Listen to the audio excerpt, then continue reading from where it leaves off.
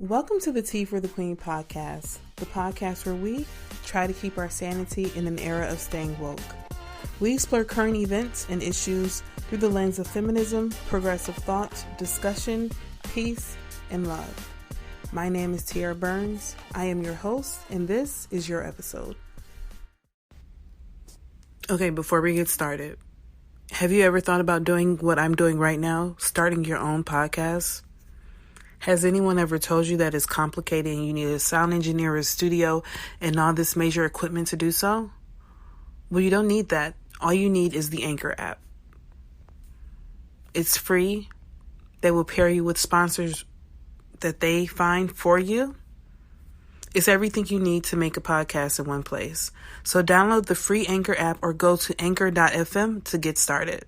And let's start the show. Black girls at any given moment are told so much about themselves that are not necessarily great things. They could be, and these things are not necessarily direct. They are sometimes implicit, the things that are bestowed upon us and things that we have to believe about ourselves. And it's important moving forward into this century, not century, but into this decade, but also into this century, that we continue to promote voices and promote the rhetoric of the magical existence of the Black woman and how beautiful we are and how intelligent and brilliant we are. So today I have on with me the founder of the Black Girl Magic Museum. It's such an amazing thing that she's doing. The museum is a pop-up museum, and it is full of experiences and exhibits for Black women and Black people really to come and enjoy themselves. I love what she is doing. We had such a great conversation about inspiring the next generation and inspiring people to appreciate the Black woman and continue to love on us and for us to love on ourselves. I know that you guys will enjoy this episode. I'm rolling that tape right now, and I'm going to catch you on the other side. So Black Girl Magic Pop-Up Museum was created when, for one, I've worked in nonprofit for years with inner city Black youth, predominantly. And this year I was going to a lot of pop-up museums, and I just saw that there was a missing part. We were underrepresented, and I was like, hey, I want to create something for us so that young Black girls and women can come and be a part of it. And so I created the Black Girl Magic Pop-Up Museum. Is going to launch November 28th in Dallas. This is our pilot city. So we're going to start here, and then we're going to be here for 14 weeks. And then we're going to Atlanta, Georgia. We're going to Mississippi. We're going to Detroit, Michigan. Oh, that's not okay, sorry. Yes. And we're going to Memphis, Tennessee. So those are concrete on our list for 2021. And then for 2022, we're looking to do Chicago, Oakland, California. So basically, yes, we want to make sure that everybody can get a taste of the magic. And every city is going to have its own spin to it because we have so many amazing Black people all over the U.S. So we definitely want to implement some hometown touch to each city. Okay, that's awesome. So what was it like? What was the moment that you said, okay, this is what I want to do? Like, what was the exact impetus of Black Girl Magic Museum? I really feel like the moment, just to be honest with you, where I said, I'm going to go forward and I'm not going to look back. I had been planning this all year. I have 3 nieces that I love so dearly, and they struggle so much with being Black girls. And I mentor them. I had a subscription box based around Black girls, and my siblings would tell me like, yeah, this box is good the one time a month that they get it, and it really encouraged them and inspired them, but they're really underrepresented, and they need to see not us having to stroll so much through Instagram to find someone that look like them, but they need to see them in different outlooks. And I just really start creating that, not to knock anything that has ever been done, but a lot of times when we go places, we're always showed that we're slaves or this, or, just different aspects. And it's like, no, we're magical. We have accomplished and overcame so much. And, adversities, it's not anything to us anymore.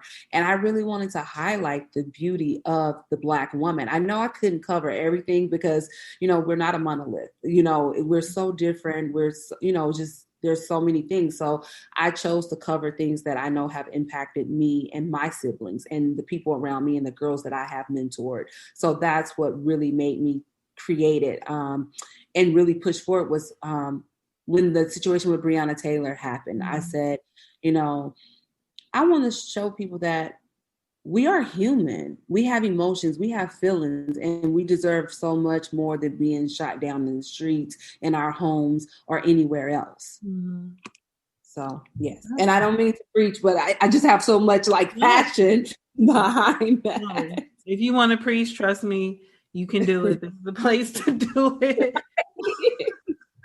So when someone comes into the Black Girl Magic Museum, I keep wanting to say BGMM. Because that's yes, me too. Or BGM squared. I do like that a lot. You can use it if you want to do that. But what can someone expect when they walk into the museum? Absolutely. I'm glad you asked that question. So we have a total of about, I say 15 rooms, but some of them are props. But my favorite room, I have to say, is all of them my favorite room, but the one I really love is the Say My Name room. And it's not what everybody think it is. Growing up, my mom has 3 girls, and we all have very beautiful names. We have a Dominique, a Triisha, and a Kiara.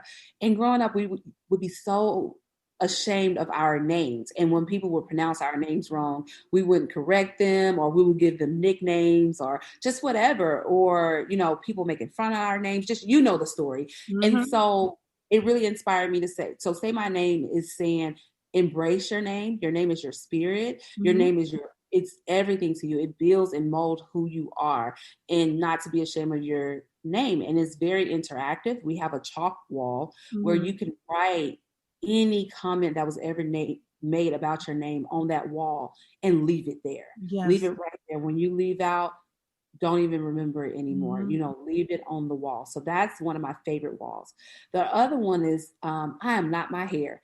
And I think as Black women, we all can talk about the bad hair days or the embarrassing hairstyles or just whatever we thought it would be, or even just our hair in general. We get criticized for wearing wigs, for wearing braids, for being bald. If we want to shave our hair bald, then there's a problem there. And we really want to teach everyone, I'm not my hair. I'm not your expectations.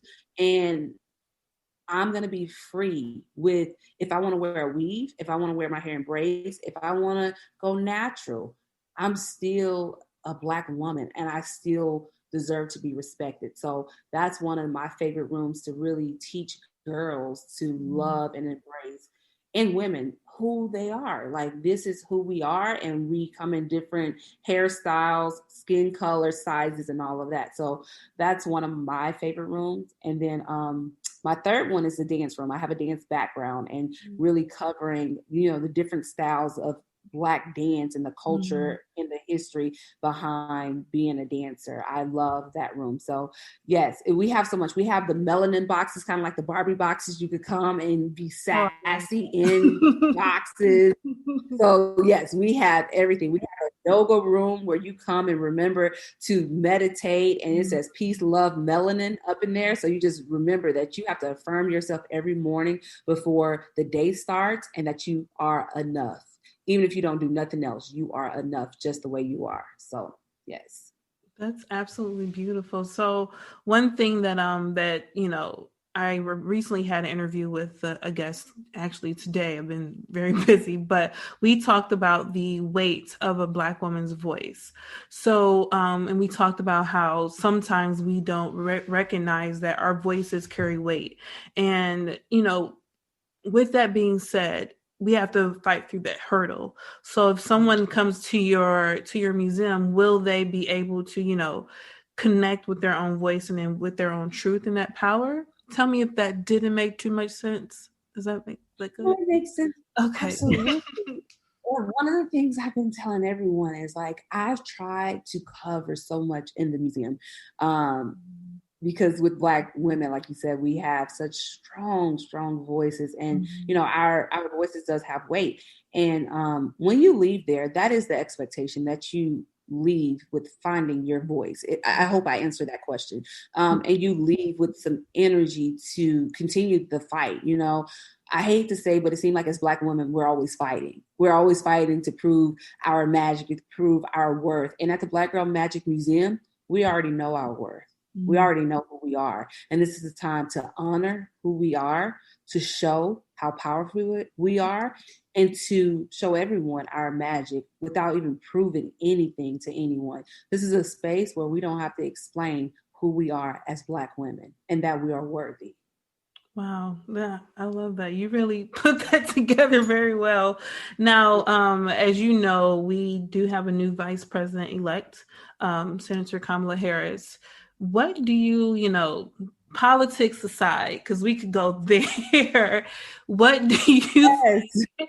what do you think her new title and her position and even her story means for Black Girl Magic? Man, it's so funny because she's actually on our walls. Yay!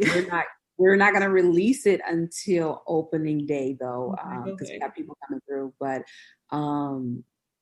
I remember being in the room making the decision to put her on the wall before we even knew she was going to be the VP. And I said, regardless, win or lose, she is one of the only ones in Congress, a woman of color in Congress, and she's so important. Shirley Chisholm is also one that had paved the way for her to be there. And I just think now more than ever, Black women can accomplish anything. Like we've been able to accomplish anything, but now, no matter the adversities, no matter what people say about us, no matter what, we're still able to overcome. And I'm so proud to see that. Two of my nieces are biracial, and for them to see that you don't have to explain things to people, you don't have to prove that you are enough, and that you can stand in who you are and know that you're opening doors and breaking down barriers for not even just yourself, but for other people, and to also see that, it gave me some strength to push on, because with being a business owner, some days you want to give up. Some days you're like, is it worth it? And I said, if she can do it, the adversities and the things that she's been through, we all can. The days when we're having a bad day on our job, or, slander, or people coming up with inhumane things to say about us, we still can push through, because she did. And she showed us, no matter what the whole, like literally the world, the world say about you, you still can be an overcomer. So Yeah, so you talked about pushing through the wall as an entrepreneur. As you probably know, if you don't know, I'm going to tell you, Black women are the largest growing group of entrepreneurs in America. Like, we start businesses like we drink water. Essentially, that's just what we do. So when was the point that you got to the wall of, and I'm not sure if you're still working full time, because a lot of people work full time as they, go into their entrepreneurial journey. What was the point where you hit the wall, where you said, okay, either I'm gonna keep going or I'm just gonna sit and not, you know what I mean? Absolutely. I take this time to really say how blessed I am. My husband has been a huge supporter of everything about me. Like, I'm such a free spirit. I'm such a, just want to impact the Black community, even for my nonprofit. He has allowed me to be able to spread my wings and create and to inspire. And earlier this year, well, actually in 2019, I told him, like, hey, I work on political campaigns also. So I felt happy to see Miss VP in office, because I came off of a campaign in March before Corona happened, and I was able to register 15,000 Black and brown people in Texas to be able to vote. And so I said, I want this to be my last contract that I pick up, because I want to really push forward on the mission of empowering and uplifting Black young ladies. That is my purpose in life, is to uplift and empower us. And for him to always just be on board for my mission and the journey that God has for me has been so phenomenal. And just speaking to him, and he's like, go for it. That was that moment in March when COVID happened, and just knowing that whatever I do, he's going to support me, and just really to make that push. And my nieces, they're 6, 8, and 13. Seeing the struggle of being Black girls for me. One of my nieces, she's 8, and she went through a really dark time of not being happy with being who she is.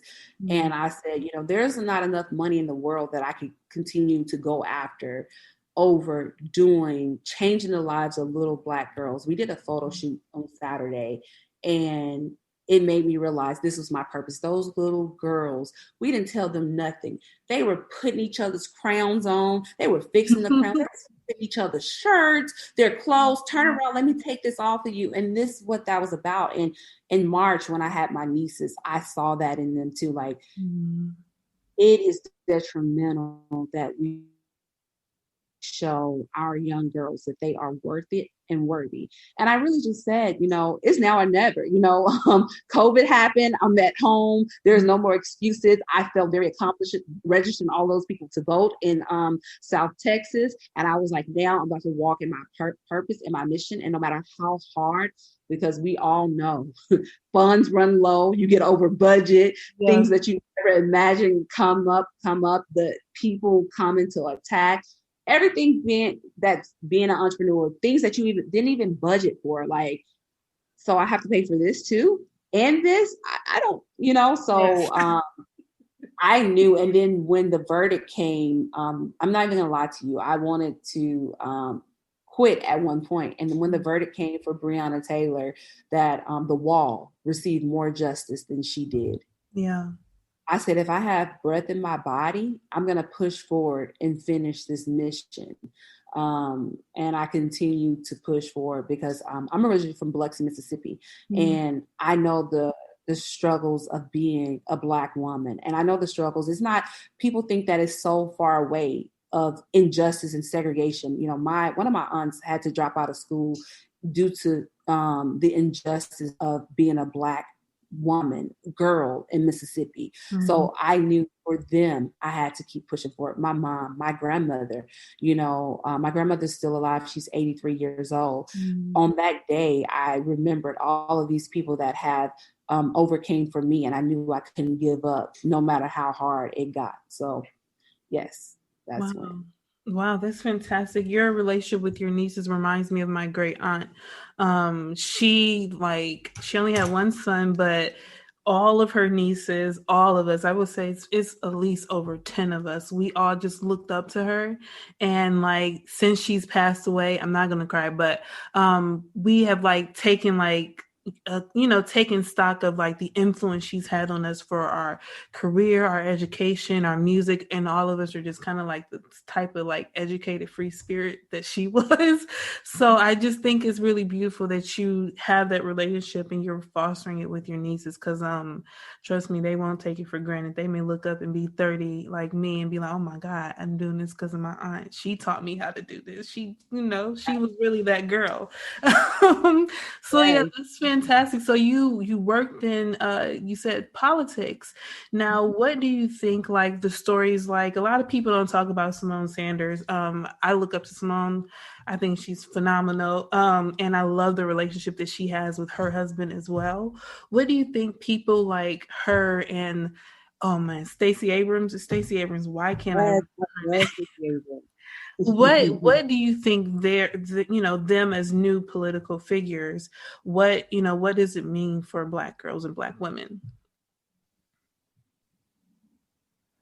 I think it means that we could stand in any space. I think a lot, especially when I have told people I work in politics or just working on campaigns, they're really amazed. I know for my personal self. And so I think seeing Stacey Abrams and Simone Sanders, isn't that's her name, right? Simone, Simone Yes, yes. Sanders. I think, seeing, and actually my project manager went to school with her. So she's really Wow. excited. Yes, my project manager working on this. Yes, she went to undergrad with Simone Sanders. Wow. But I think we now can see the strength and how important Black women are. Like, if it wasn't for Stacey Abrams, Georgia would not be blue.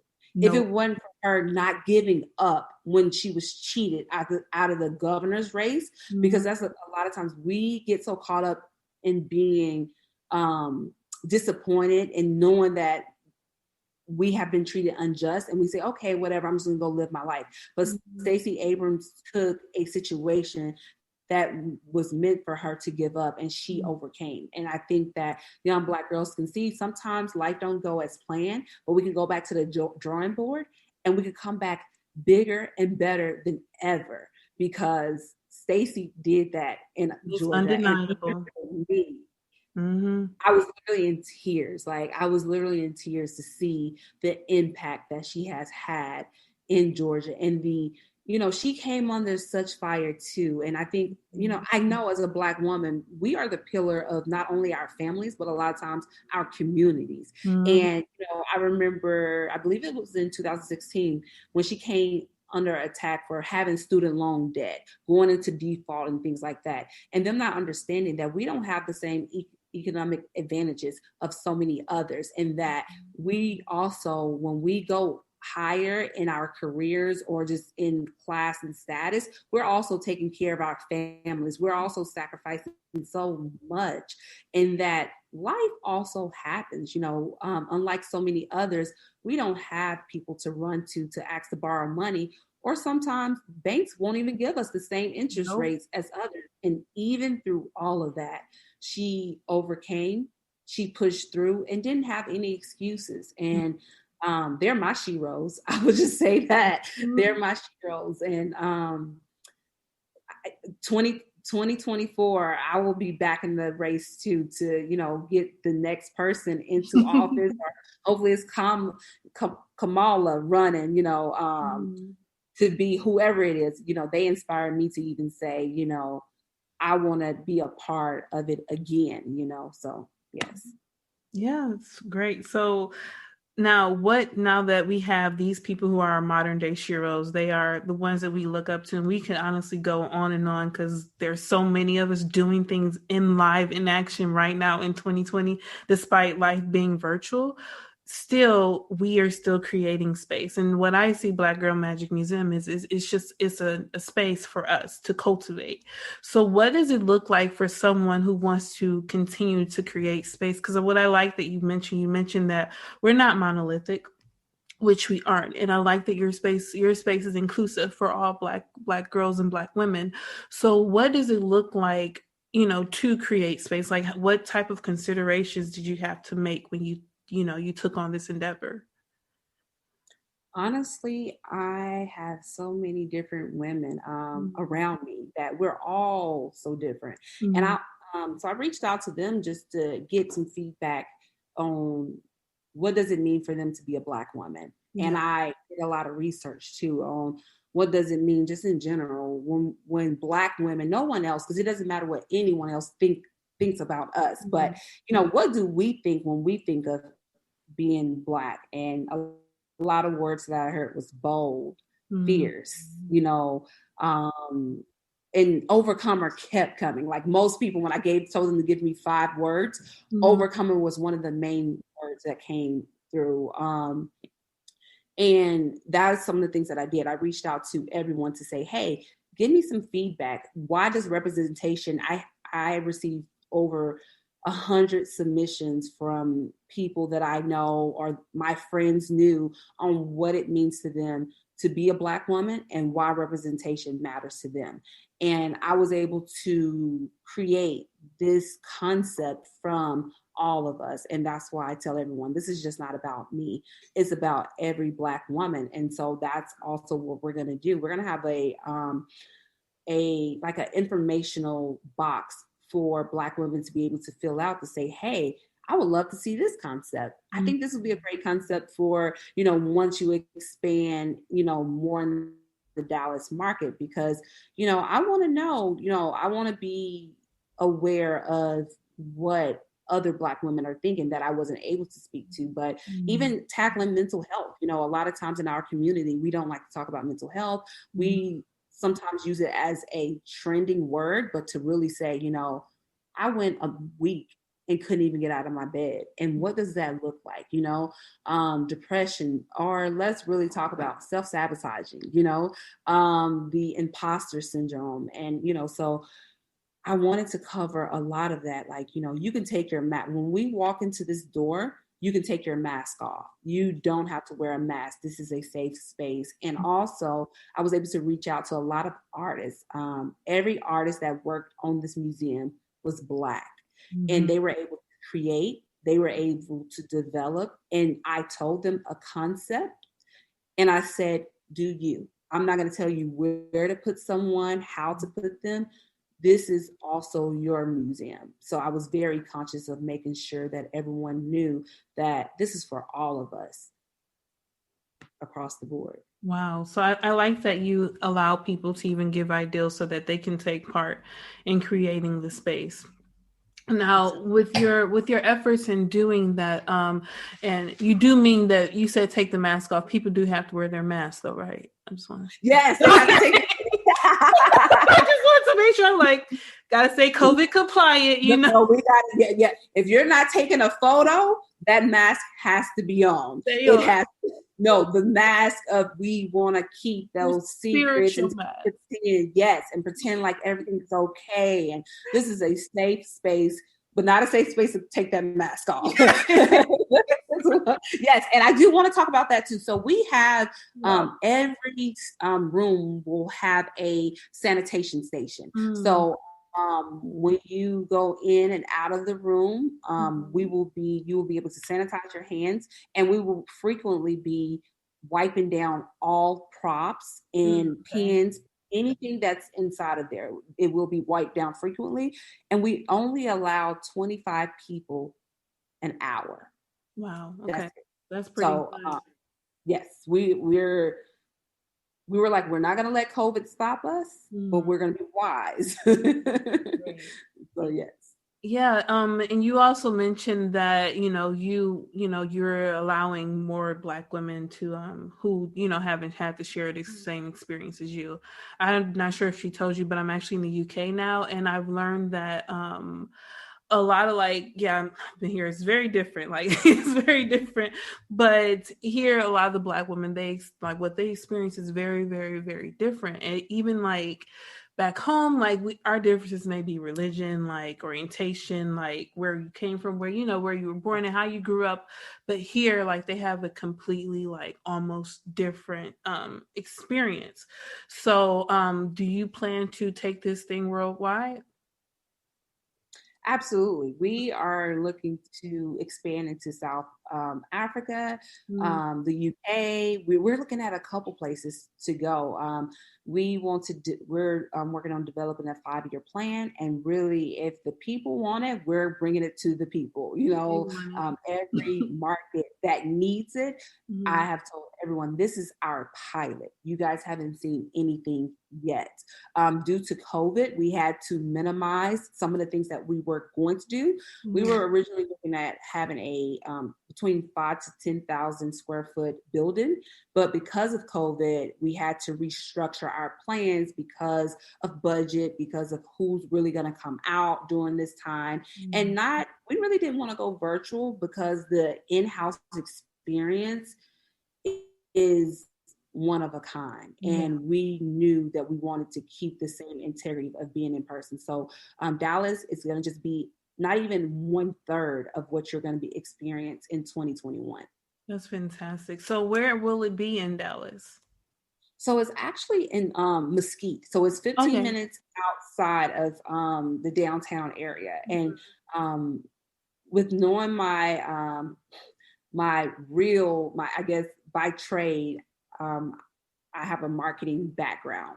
So I was able to research a lot. And so one of the things I saw about downtown Dallas, and working in nonprofit, I will say that too, I wanted a price point that everyone could afford. Mm-hmm. And even if I brought the price down to, let's just say $15, I was cognitive of parking, of the food in the area. You know, I wanted people to be able to, if they purchase tickets, to be able to come and have free parking, to be able to have food places that wasn't, you know, basically, I didn't want people to come out and have to spend $300 on one outing. That's not realistic for a lot of people in our communities. So I wanted to make sure I put it in a location that was aware of our economic, you know, situations. And that's not, and what I think about when I create a business is for everyone. You know, we're all not struggling, but we're all not rich. So I wanted to be somewhere that no one was left out. So that's why I chose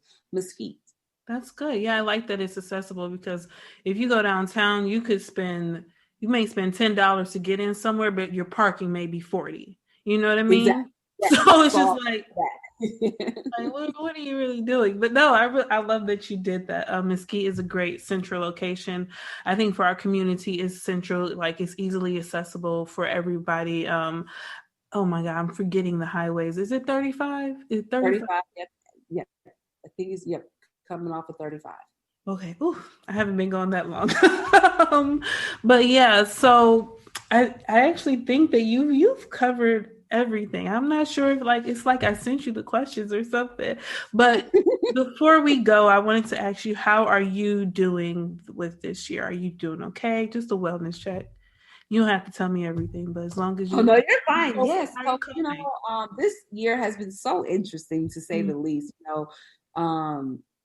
But through it all, I've had good spirit, you know, but seeing the people passing from COVID. mm, I love people. I don't know if you could tell through our interview, but I love people, and to see the impact of other families who have had to deal with the deaths, the unnecessary deaths of COVID, and just also, you know, with George Floyd and Breonna Taylor and Ahmaud Arbery. I always say his name wrong, but was so hurtful to me this year. But I use my pain to turn into purpose, and that's what really has helped me to move forward, to know that I'm walking in purpose, you know. But this year has been tough, but good. It has stretched and grown me for sure. Yeah, I think that this on another episode I talked about this year how it just kind of has been like sometimes it's been the mirror that we did not want to look into. Even if that means that we were like avoiding getting started on our businesses or any type of endeavors, or even during our mental healing or a spiritual healing, you got to look at it this year. You can't, because you Absolutely has. I have been so committed to my therapist. We have become best friends. I'm joking. We no, meet it's okay. very often. And before COVID, I would always say I would commit a little, then I'll get too busy. And now I'm realizing how you can become so centered when you take time for yourself, your mental health, and your mental health is your wealth. Literally, it's not even just a trending word. When you are better and you're thriving mentally, you can accomplish almost anything. And also becoming a habit, scheduling those sessions with your therapist, you will see that things will work out for your good regardless. So I really enjoyed that piece of becoming consistent, because now she's become a part of my week. So when I become back busy in 2021, it's normal now. It's normal to know that I have this hour that I have to sit down and, you know, work through some issues I might have. Yeah, I my therapist, she went had to leave like for work like indefinitely in the army in June. So I've been faring by myself. So but I'm really grateful that you've been able to incorporate it into your life, and you plan on continuing, just because you know not a lot of people are doing that. A lot of people think that it's a one quick pony, like you go one time and then you're fixed, kind of like a pill, although pills don't really fix much. But I'm glad that you're using it regularly. So I'm sorry, go on. Oh no, I'm saying absolutely. I was Okay. agreeing. Yes. So before we go, because you did the thing, girl. But is there, what are the other than the website, where can, if someone wants to get in touch with you all, like, are you guys still taking artists, someone who may, have an ideal, or would that be for some of the next cities that you guys have on track? Actually, we're looking for artists that have canvases that they would like to either. So we're doing two things. If you Mm-hmm. have this art piece in your house that you're like, this is too good to sell, but you want others to see your art, we're accepting artists in the DFW area or wherever. If you want to mail it to us, we will put it up on our wall. It will come with a QR code Mm-hmm. to go to your website so that people can Mm-hmm. find out more information about you. That's nice. Then we also have a spot that is only for Black women. So the first one is for Black women or men. The second option is only for Black women. If you have pieces of art that you are looking to sell, Mm-hmm. you can bring them to us. We have contracts and everything for you. And same thing, we will get those sold for you. They can buy it at the end of the 14 weeks, and you get 100% of your proceeds. We do not take anything from it. So Wow. um, yes, we're all about collaboration and giving back. This is the time, not just the year. This is the time for Black women, and we also have to come together and spread the opportunities, the wealth, and everything. And so, if anyone wants to get in contact with us, we Mm-hmm. could be reached at info at itsmymelanin.com, and that's info at itsmymelanin.com. I love that. If you can't tell, it's mymelanin.com. And you guys, so I love that you guys are not only collaborating with the local artists, you are also supporting them, I guess you can say economically or, you know, Absolutely. fiscally. That's fantastic. So for everything else, is Black Girl Magic Museum on all of the social media accounts or okay. Yes, Black Girl Magic Museum on all the social media accounts. Yes, Okay. we're on, we haven't really posted on Twitter, but we're on Twitter, TikTok, Facebook, Instagram. I'm not huge on social media, so I'm like, which ones are we on? Well, you said you have a staff, so I'm sure somebody is all about that. That's so great. Yeah, and I'll follow you on TikTok. I don't know why I love TikTok as of lately. It's just really good, positive content. So that's my go-to. Absolutely. So yeah, Dominique, thank you so much. I'm so happy that we got to chat. Absolutely. Anytime. Thank you so much. And I will definitely be listening to your podcast moving forward. Okay, give me 1 second. I need to stop the recording and then we'll chat. Hang on.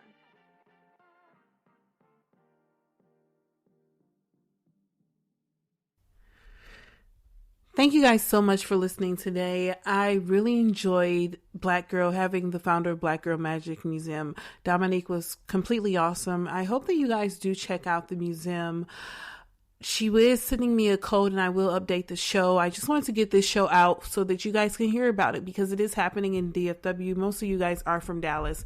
And I think it's important during this time, if you need something to do, go and do that before the museum moves to another city.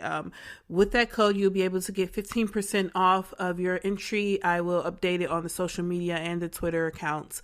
In the future, I look forward to hearing from you guys. Remember to rate, review, and share this episode with someone who you think may need to hear it or will appreciate it. We're getting ready to go on our vacation, so as December moves along, there won't be any episodes. I've slowed the episode production just a little bit. We're preparing for a phenomenal new year with you guys. Thank you guys so much for listening to the Tea for the Queen podcast. Remember to check me out. Oh wait, I forgot. If you want to get any of our merch, you can go to teaforthequeenshop.com. If not, just check the show notes and they are in there. We have some merch for you guys. You can get not 14, but 35% off if you use the code Black Friday. I'm actually going to extend that sale through until the new year. Thank you guys so much for listening. I feel like I'm rambling now, but that's okay. Remember to follow us at Tea for the Queen on all social media platforms. I hope you guys have a wonderful, fantastic beginning of this new Christmas season. Stay woke, stay well, and stay thriving.